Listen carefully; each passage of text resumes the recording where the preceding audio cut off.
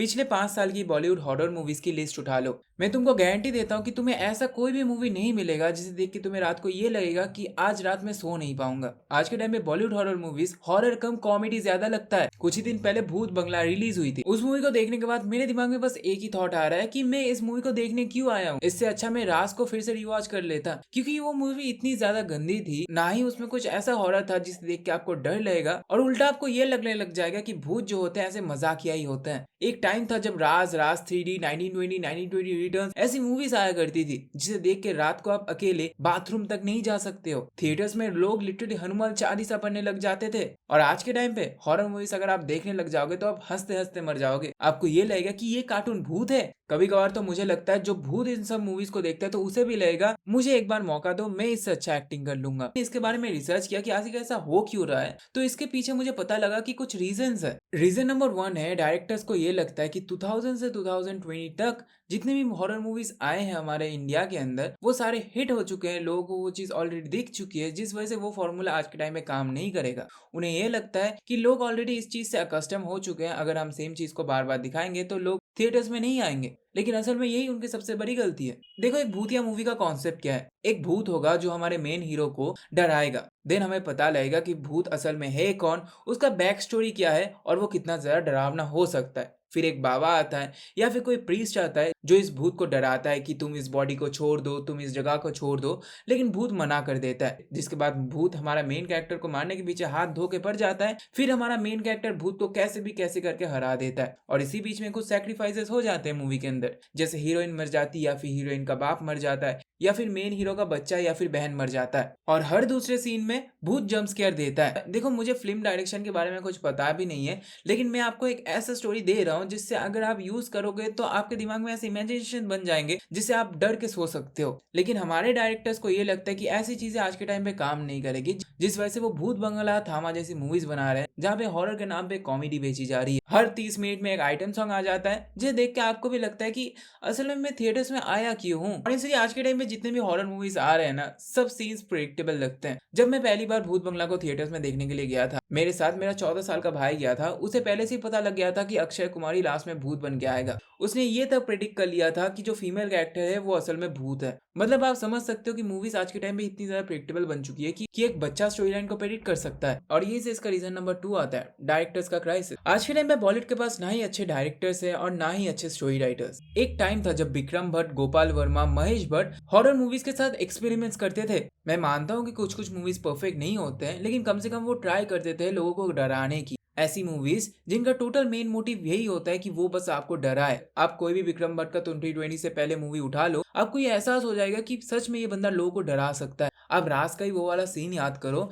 जहाँ पे वो लड़की जो लास्ट में चीखती है, वो चीख आज भी अगर आप सुन लोगे तो आपको डर लगने लग जाएगा। उन सीन्स का इम्पैक्ट इतना होता था कि रात को आप लिटरली सुसु अकेले करने नहीं जा सकते थे। आपको डर लगेगा कि पीछे से कोई मुझे खींच ना ले। 1920 का वो वाला सीन याद करो जहाँ पे वो लड़की टिक टॉक करके ऊपर से नीचे आती है।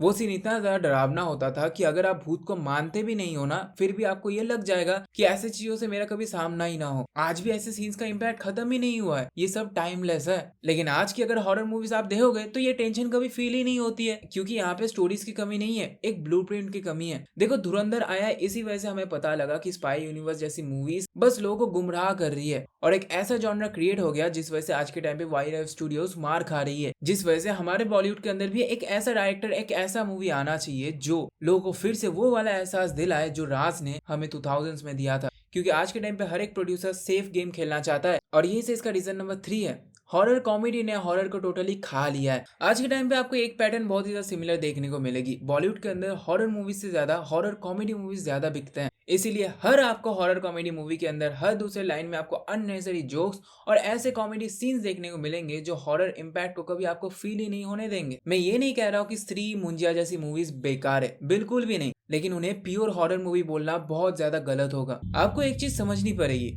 हॉरर कॉमेडी और हॉरर में बहुत ज्यादा डिफरेंस होता है। हॉरर कॉमेडी मूवी में हॉरर चीज का इम्पैक्ट कभी रहता ही नहीं है। असल में जो भूत होते हैं वो बहुत ज्यादा डरावने होते हैं। जिनके साथ हॉरर एक्सपीरियंस होता है वो कभी मजाक नहीं करते हैं, क्योंकि उनके लिए इतना ज्यादा ट्रॉमेटिक और हॉरिफाइंग चीज होती है। और यहीं से इसका रीजन नंबर 4 आता है। इंडिया के पास हॉरर स्टोरीज तो है लेकिन स्टोरी टेलर्स नहीं है। देखो आपको ही पता है, मुझे ही पता है, हर घर में कोई ना कोई ऐसा इंसान होगा जिसने कभी ना कभी हॉन्टेड एक्सपीरियंस किया है। हर स्टेट की एक अपनी कहानी है, हर फैमिली की एक अपनी कहानी है। किसी भी बड़े इंसान से आप अपने फैमिली के अंदर पूछ लो तो वो आपको एक स्टोरी बताने लग जाएगा कि बेटा सुनो, मेरे साथ एक टाइम पे ऐसा चीज हुआ था। असल में हमारे इंडिया के अंदर हॉरर स्टोरीज की कमी नहीं है। हमारे इंडिया के अंदर जितनी वैरायटी की भूत पाया जाती है शायद किसी दूसरे कंट्री में पाई गई हो। यहाँ पे लिटरली डिफरेंट सेक्टर से भूतों के, जिसे अगर मैं बताने लग जाऊंगा तो ये वीडियो लिटरली 20 मिनट से भी ज्यादा हो जाएगा, क्योंकि इतने ज्यादा भूत है हमारे इंडिया के अंदर। सो कंटेंट की तो कमी नहीं है, लेकिन कमी एक चीज की है, स्टोरी को सिनेमैटिक एक्सपीरियंस बनाना। और यहीं से इसका रीजन नंबर 5 आता है। सीजीआई ने हॉरर का टोटल गेम ही खराब कर दिया है। आज के टाइम पे ज्यादातर अगर आप कोई भी हॉरर मूवी उठा लोगे तो उसके अंदर आपको हॉरर फील क्यों नहीं होता है पता है? क्योंकि जो भूत का फेस होता है वो असल में वीएफएक्स और सीजीआई से बनाई गई होती है। भूत देख के डर कम और ये लगता है कि आफ्टर इफेक्ट्स का कोई प्रीसेट डाउनलोड करके लगा दिया गया है। आपने देखा होगा श्रापित जैसे मूवीज के अंदर भूत इतने ज्यादा इम्पैक्टफुल होते थे कि आपको लिटरली रात को नींद ही नहीं आएगा। कल रात में जब श्रापित के बारे में सोच रहा था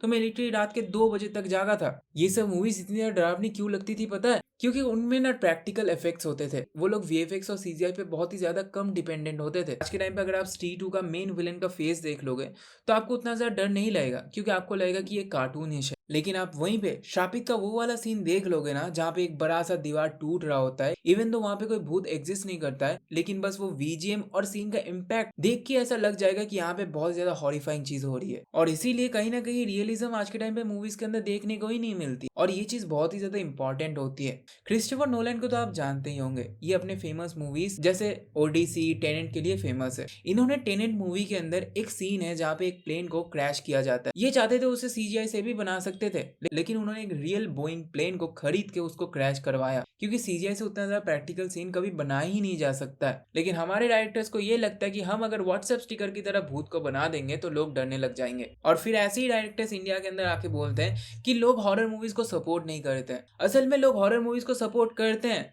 ऐसी हॉरर मूवीज को सपोर्ट नहीं करते जिसमें भूत जो है कार्टून जैसा दिखता है और उसकी स्टोरी लाइन शिट होती है, जहाँ पे स्टोरी लाइन के अंदर बस रोमांस और रोमांस ही हो रहा होता है। इन रियलिटी बॉलीवुड के अंदर लास्ट 5 साल में बहुत सारे हॉरर मूवीज आए हैं, लेकिन हॉरर मूवी में ना ही वो स्टोरी लाइन है ना ही वो इम्पैक्ट है जो हमें पहले फील होती थी, क्योंकि इसके अंदर एक चीज मिसिंग है, भूत जो मेन कॉन्सेप्ट है वही मिसिंग है। भूत इम्पैक्टफुल फील ही नहीं होता है। भूत ऐसा मानो किसी लड़की के ऊपर एकदम व्हाइट पाउडर लगा के उसके ऊपर लेंस लगा दिया गया है, ऐसा लगता है आज के टाइम पे भूत। और मुझे लगता है अभी भी जो मूवीज चलने वाली है वो है हॉरर कॉमेडी, क्योंकि यही कहीं ना कहीं 500-600 करोड़ कमा रही है, तो डायरेक्टर्स भी रिस्क नहीं लेंगे। और जब तक हमारे बॉलीवुड के अंदर ऐसे डायरेक्टर्स नहीं आएंगे जो राज 1920 जैसे मूवीज रिस्क लेकर नहीं बनाएंगे, तो ये चीज कभी भी चेंज नहीं होने वाली है। तो अगर आप मेरे जैसे हो तो आपके पास एक ही चॉइस है, आप पुराने हॉरर मूवीज को देखना शुरू कर दो ताकि आप रात को अच्छे से सो पाओ, क्योंकि अभी के टाइम पे न्यू मूवीज के ऊपर भरोसा करना इज नॉट पॉसिबल। और मैं आपको 3 मूवी रिकमेंडेशन देता हूँ, उसे जरूर से देखना, जो कि बहुत ज्यादा अंडररेटेड है। एक है हॉरर स्टोरी, दूसरा है 3 AM और तीसरा है राज। अगर आपने नहीं देखा है तो जरूर जाके देखो। तुम अगर इन 3 मूवीज को देख लोगे और तुम अगर मेरी तरह हो तो तुम्हें रात को नींद नहीं आएगी और तुम अकेले बाथरूम जाने से बहुत ही ज्यादा डरोगे। अगर तुमको ये वीडियो अच्छा लगे तो एक लाइक जरूर से करके जाना एंड कमेंट्स में जरूर बताना what you think about this. और वीडियो एंड होने से पहले अगर अभी के टाइम पे आप एक ऐसे इंसान हो जो कि बहुत ज्यादा डिप्रेस्ड है, आपकी लाइफ में कुछ भी अच्छा नहीं हो रहा है, आपको ऐसा लग रहा है कि आप एक फेलियर हो, आपकी लाइफ में कुछ भी मोमेंटम नहीं है, आप कुछ कर नहीं पाते हो, ना ही आपको कुछ समझ में आ रहा है कि आपको क्या करना चाहिए, तो आपके लिए मैंने एक कोर्स डिजाइन किया है। इसे यूज करके मैंने अपने आप को बहुत ही ज्यादा ट्रांसफॉर्म किया है। मैं पहले कुछ ऐसा था जो कि बहुत ज्यादा डिप्रेस्ड हुआ करता था, मेरे लाइफ में कुछ भी नहीं था, लेकिन आज मेरे पास एक पर्पस है, आज मेरे पास बहुत कुछ है, using manifestation and self improvement. अगर आप इंटरेस्टेड हो तो link is in the description. It is one of the best thing you can purchase.